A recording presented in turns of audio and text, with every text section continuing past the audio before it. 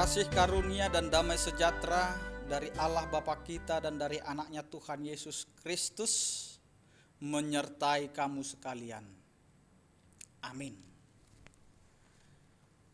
Shalom, Bapak, Ibu, dan saudara-saudara yang dikasihi oleh Tuhan kita Yesus Kristus. Firman Tuhan yang menyapa kita pada hari ini, Kamis 14 Mei 2020. Tertulis di dalam Efesus pasal yang keempat ayat yang ke-24. Demikianlah firman Tuhan. Dan mengenakan manusia baru yang telah diciptakan menurut kehendak Allah di dalam kebenaran dan kekudusan yang sesungguhnya. Demikian firman Tuhan. Saudara-saudaraku yang dikasihi oleh Tuhan kita Yesus Kristus, ketika ada pertanyaan yang datang kepada kita yang menanyakan demikian, berapa lama kita sudah menjadi Kristen? Mungkin banyak jawaban yang akan kita berikan. Mungkin ada yang menjawab, setelah aku lahir ke dunia ini aku sudah menjadi Kristen karena orang tuaku adalah Kristen. Bahkan ada juga yang menjawab, sudah bertahun-tahun saya menjadi Kristen. Bahkan ada orang yang mengatakan, saya sudah menjadi Kristen semenjak di dalam kandungan ibuku. Namun di dalam kehidupan yang beriman, tidaklah cukup sekedar menjadi Kristen atau membanggakan diri hanya karena kita memiliki label kekristenan itu. Jika tidak disertai perubahan hidup yang benar-benar nyata, kita bukanlah seorang Kristen yang sejati. Karena Kristen yang sejati adalah Kristen yang meneladani Kristus di dalam kehidupannya.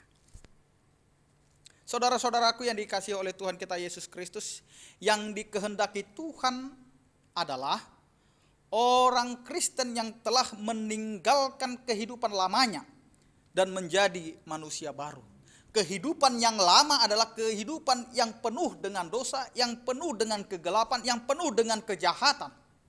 Di mana ketika kita dulu tidak mengenal Yesus sebagai juru selamat, ketika kita dulu hanya melakukan kejahatan, ketika kita dulu hanya mencari-cari kesalahan orang lain, ketika kita dulu adalah orang yang hanya menceritakan kejelekan orang lain, di mana kita berada hanya menceritakan tentang orang lain, mari kita tinggalkan. Ketika kita mengenal Kristus sebagai juru selamat, ketika kita mau meneladani Kristus sebagai teladan dalam kehidupan kita, disitulah kita mulai masuk ke dalam kehidupan yang baru atau menjadi manusia yang baru. Yang dimaksud adalah manusia yang telah mengalami pembaharuan. Itulah manusia baru, di mana kita diperbarui di dalam setiap kehidupan kita. Yang dulunya kita berdosa, sekarang kita melalui proses pertobatan, yaitu percaya kepada Yesus Kristus. Karena tertulis di dalam 2 Korintus 15 ayat 17, siapa yang ada di dalam Kristus, ia adalah ciptaan baru. Yang lama sudah berlalu, sesungguhnya yang baru sudah datang.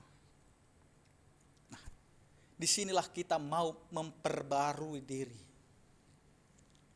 Ketika kita mendengar firman Tuhan, ketika kita meyakini Yesus Kristus sebagai juru selamat, ketika kita percaya bahwa Allah lah yang menciptakan kita,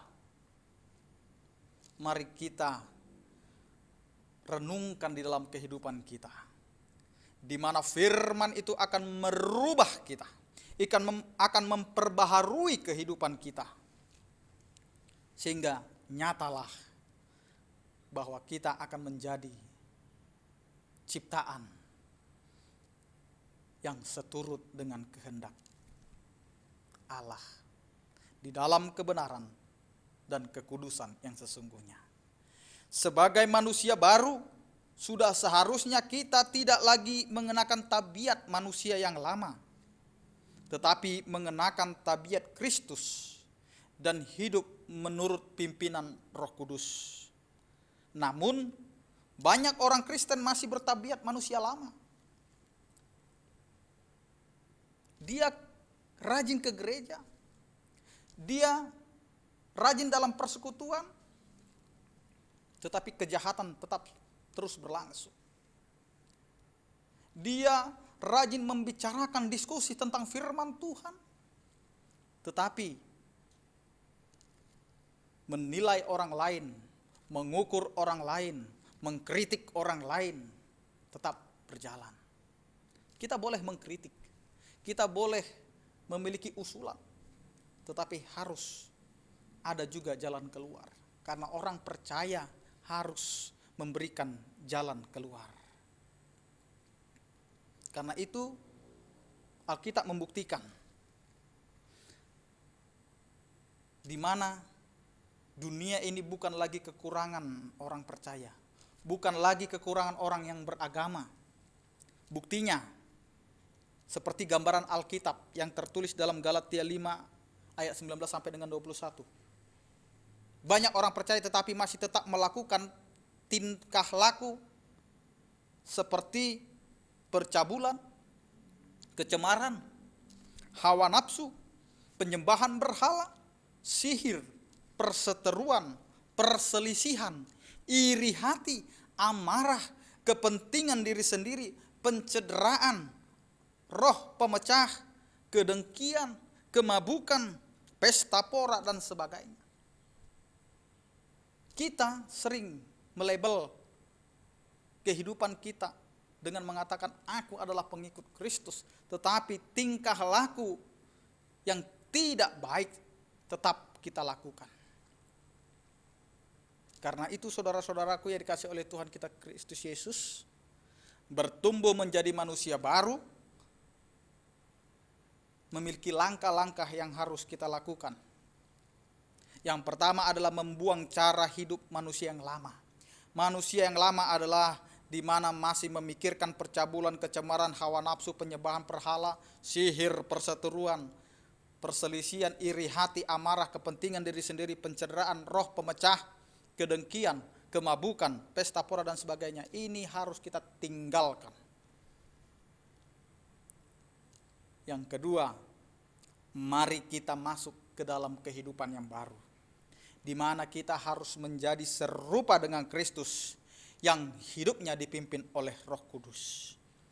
Jelas bahwa dosa adalah faktor penghalang utama persekutuan kita dengan Tuhan. Maka dari itu jangan pernah menyimpan dosa-dosa masa lalu yang terus menghantui dan menghambat pertumbuhan rohani. Mari kita mengakui kesalahan kita ke hadapan Tuhan. Akuilah kesalahan kita yang kita perbuat. Dan jangan pernah mengulangi dosa itu. Sama seperti Yesus ketika dia bertemu dengan perempuan Samaria di sumur. Ada perbincangan. Di mana Yesus adalah air kehidupan. Di mana ketika ada perselisihan, Yesus datang menjadi air kehidupan. Dia bukan memberikan kesusahan, tetapi dia memberikan kesejukan. Demikian juga ketika orang ramai membawa perempuan sundal ke hadapannya. Mereka hendak menghukum dengan mengatakan ini adalah perempuan tidak baik. Maka kita harus merajamnya dan melemparinya dengan batu sampai mati. Tapi Yesus berkata, siapakah di antara kamu yang tidak berdosa, dialah yang terlebih dahulu melempar perempuan ini dengan batu. Kita sadar, kita adalah orang-orang berdosa. Tapi kita selalu tidak sadar diri ketika kita melihat dosa orang lain.